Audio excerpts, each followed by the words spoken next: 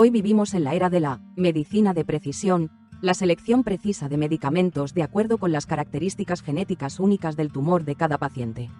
Utilizando técnicas modernas de biología molecular, se exploran las rutas metabólicas individuales utilizadas por el tumor y se identifican estructuras diana que pueden bloquearse con fármacos adecuados. En otras palabras, encontramos el punto vulnerable del tumor. Como parte de la terapia individualizada, se bloquean estructuras diana específicas, por ejemplo, receptores. Puntos nodales en el sistema de señalización tumoral. Estos receptores están formados por proteínas complejas que pueden bloquearse con el fármaco adecuado.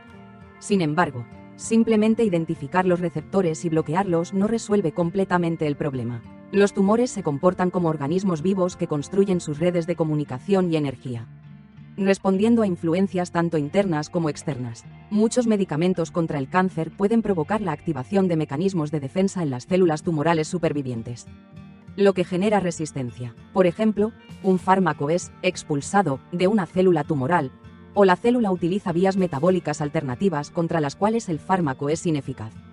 Los tumores malignos comienzan a liberar sus células en la sangre ya en las primeras etapas de su desarrollo. Al instalarse en otras partes del cuerpo, estas células forman metástasis. Cualquiera puede donar sangre para una prueba preventiva que puede detectar células tumorales circulantes en una etapa en la que los métodos de imagen tradicionales aún no pueden detectarla. Enfermedad. Aislar estas células de la sangre es una tarea difícil. 1 mililitro de sangre contiene millones de células, entre las que puede haber solo una o varias células tumorales. Las células tumorales se diferencian de las células sanas por otras características genéticas, lo que se refleja en receptores alterados en su superficie. Los anticuerpos reconocen estas estructuras. Primero, los anticuerpos se unen a partículas magnéticas en el laboratorio y se añaden a una muestra de sangre. Los anticuerpos atrapan células tumorales, que luego pueden extraerse mediante un dispositivo magnético. Para asegurarse de que se trata de células tumorales y no sanas, se determinan genes marcadores típicos de los tumores. La información genética de estas células se utiliza luego para informar las propuestas de tratamiento. La prueba analiza más de 80 genes, centrándose en aquellos que controlan el crecimiento tumoral. Dependiendo de la etapa de la enfermedad, se seleccionan enfoques terapéuticos individuales que sean más efectivos y tengan efectos secundarios mínimos en un paciente en particular. El paciente recibe recomendaciones claras sobre qué medicamentos, incluida la quimioterapia, los medicamentos dirigidos, los medicamentos de inmunoterapia e incluso las sustancias naturales pueden combatir eficazmente la enfermedad y cuáles no. Los resultados de las pruebas se presentan en un informe detallado y fácil de entender.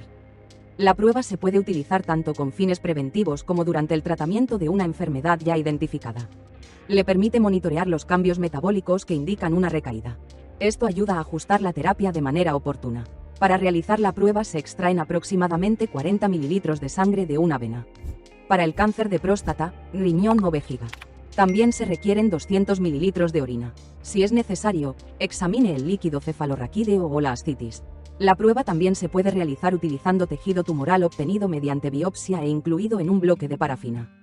Deben transcurrir entre 10 y 14 días entre la muestra de sangre y la última sesión de quimioterapia o cirugía para evitar distorsionar los resultados. Debido a que algunos medicamentos pueden afectar la expresión genética, es importante que los pacientes revelen todos los medicamentos que están tomando.